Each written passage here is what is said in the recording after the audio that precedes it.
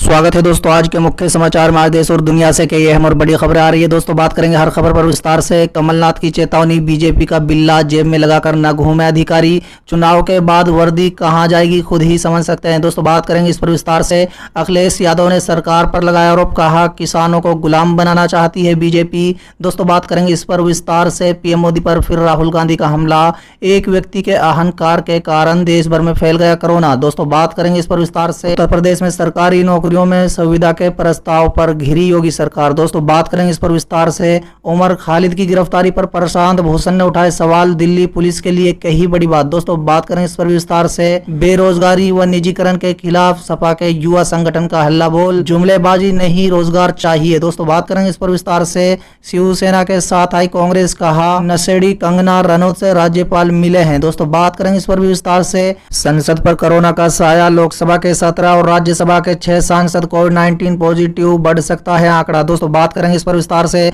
चुनाव से पहले ममता का बड़ा दाव, बंगाल सरकार सनातनी ब्राह्मणों को देगी 1000 रुपए मासिक भत्ता। दोस्तों बात करें इस पर विस्तार से। तो चलिए देख लेते हैं आज की पहली बड़ी खबर। संसद पर कोरोना का साया, लोकसभा के 17 और राज्यसभा के 6 सांसद कोविड-19 पॉजिटिव, बढ़ सकता है आंकड़ा। जी हां दोस्तों, बता दें कल से शुरू हुए संसद के मानसून सत्र पर कोरोना की बुरी नजर लगी है। सूत्रों के मुताबिक अब तक लोकसभा के 17 और राज्यसभा के 6 सांसद कोरोना संक्रमित हो चुके हैं दोस्तों, जबकि अभी भी सभी सांसदों का कोरोना टेस्ट नहीं हो सका है। चलिए अगली खबर। चुनाव से पहले ममता का बड़ा दाव, बंगाल सरकार सनातनी ब्राह्मणों को देगी 1000 रुपए मासिक भत्ता। जी हां दोस्तों, बता दें पश्चिम बंगाल विधानसभा चुनाव से पहले ममता बनर्जी ने दलितों और सनातनी ब्राह्मणों को अपने पाले में करने के लिए बड़ा पासा फेंक दिया। जी हां दोस्तों, बता दें मुख्यमंत्री ममता बनर्जी ने ऐलान करते हुए कहा है कि पश्चिम बंगाल सरकार करीब 8000 सनातन ब्राह्मण पुजारियों को 1000 रुपए मासिक भत्ता देने के साथ ही मुफ्त आवास उपलब्ध कराएगी। चलिए अगली खबर। कमलनाथ की चेतावनी, बीजेपी का बिल्ला जेब में लेकर न घूमे अधिकारी, चुनाव के बाद वर्दी कहां जाएगी। जी हां दोस्तों, बता दें मध्य प्रदेश में उपचुनाव से पहले प्रचार प्रसार का दौर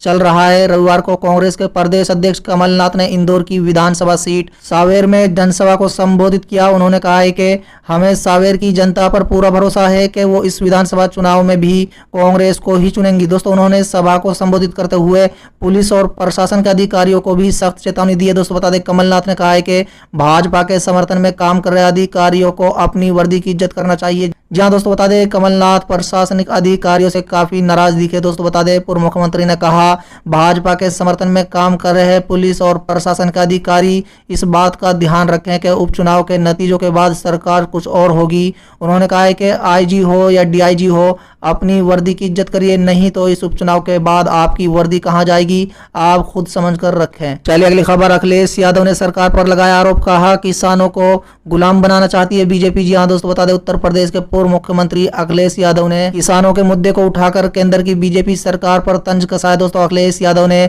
मोदी सरकार को किसान विरोधी बताते हुए कहा है कि सरकार किसानों को गुलाम बनाना चाहती है। दोस्तों बता दें अखिलेश यादव ने अपने ट्विटर अकाउंट पर लिखा कि भाजपा सरकार 2014 से ही किसान विरोधी रही है। भूमि अधिग्रहण के प्रयास के बाद अब भाजपा कृषि अध्यादेशों के जरिए किसानों को बड़े व्यापारियों का मोहताज बनाना चाहती है। दोस्तों आगे अखिलेश यादव ने कहा है कि भाजपा इन अध्यादेशों को किसानों की आजादी के जुमले का नाम देकर किसानों को गुलाम बनाना चाहती है। चलिए अगली खबर। पीएम मोदी पर फिर राहुल गांधी का हमला, एक व्यक्ति के अहंकार के कारण देश भर में फैल गया कोरोना। जी हां दोस्तों, बता दें कांग्रेस के वरिष्ठ नेता और पूर्व अध्यक्ष राहुल गांधी ने कोरोना महामारी को लेकर प्रधानमंत्री नरेंद्र मोदी पर सीधे सीधे निशाना साधते हुए कहा कि उनके अहंकार के कारण ये महामारी देश भर में फैल गई है।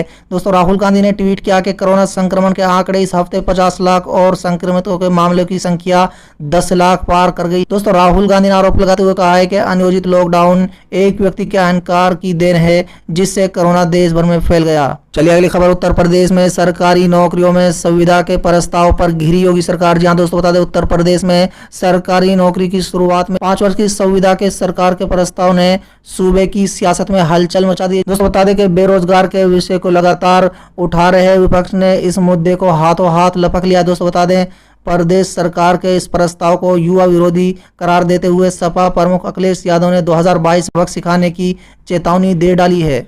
चलिए अगली खबर। उमर खालिद की गिरफ्तारी पर प्रशांत भूषण ने उठाए सवाल, दिल्ली पुलिस के लिए कही बड़ी बात। जी हां दोस्तों, बता दें जेएनयू के पूर्व छात्र उमर खालिद को दिल्ली पुलिस के स्पेशल सेल ने रविवार देर रात गिरफ्तार कर लिया है। उमर खालिद की गिरफ्तारी को लेकर वरिष्ठ वकील ने सवाल खड़े किए हैं। दोस्तों उन्होंने ट्वीट करते हुए कहा कि पुलिस की ओर से जांच की आड़ में शांतिपूर्ण ढंग से विरोध करने वाले कार्यकर्ताओं को फंसाने की ये साजिश है। दोस्तों बता दें कि प्रशांत भूषण की तरह ही स्वराज इंडिया के अध्यक्ष योगेंद्र यादव ने भी उमर खालिद की गिरफ्तारी पर अपना विरोध दर्ज करा दिया है। चलिए अगली खबर, बेरोजगारी व निजीकरण के खिलाफ सपा के युवा संगठनों का हल्ला बोल, कहा जुमलेबाजी नहीं रोजगार चाहिए। जी हां दोस्तों बता दें, कोरोना के कारण हुए लॉकडाउन के बाद पैदा हुए रोजगार के संकट और निजीकरण सहित कई मुद्दे को लेकर समाजवादी पार्टी की यूथ ब्रिगेड ने हल्ला बोल दिया। दोस्तों सपाइयों ने अलग अलग जिला मुख्यालयों पर प्रदर्शन किया और सरकार से रोजगार देने की अपील की। उन्होंने कहा है कि मोदी योगी राज में किसान परेशान है, शिक्षा महंगी हो गई है, बेरोजगारी बढ़ गई है, आरक्षण को खत्म किया जा रहा है, निजीकरण से रोजगारों की संख्या में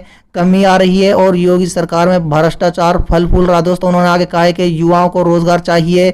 इन मुद्दों को लेकर प्रदर्शनकारियों ने जिला अधिकारियों के संज्ञान सौंपे। दोस्तों बताते दरअसल सपा अध्यक्ष अखिलेश यादव भी प्रमुखता से रोजगार, भ्रष्टाचार और कानून व्यवस्था के मुद्दे पर योगी सरकार को निशाने पर ले रहे हैं। चलिए अगली खबर, शिवसेना के साथ आई कांग्रेस, कहा नशेड़ी कंगना रनौत से राज्यपाल मिले। जी हां दोस्तों बता दें, सुशांत सिंह राजपूत की मौत के बाद बॉलीवुड अभिनेत्री कंगना रनौत और शिवसेना के बीच चल रहे विवाद में अब कांग्रेस भी कूद पड़ी है। कंगना रनौत अपनी बहन रंगोली चंदोली के साथ रविवार को महाराष्ट्र के राज्यपाल भगत सिंह केशोरिया से मिलने पहुंची तो कांग्रेस ने कंगना को आड़े हाथ ले लिया। कांग्रेस नेता आदित्य राज ने कंगना रनौत को नशेड़ी बता दिया। दोस्तों बता दें कि कंगना रनौत के इससे पहले शिवसेना सांसद संजय राउत ने हरामखोर लड़की कहा था।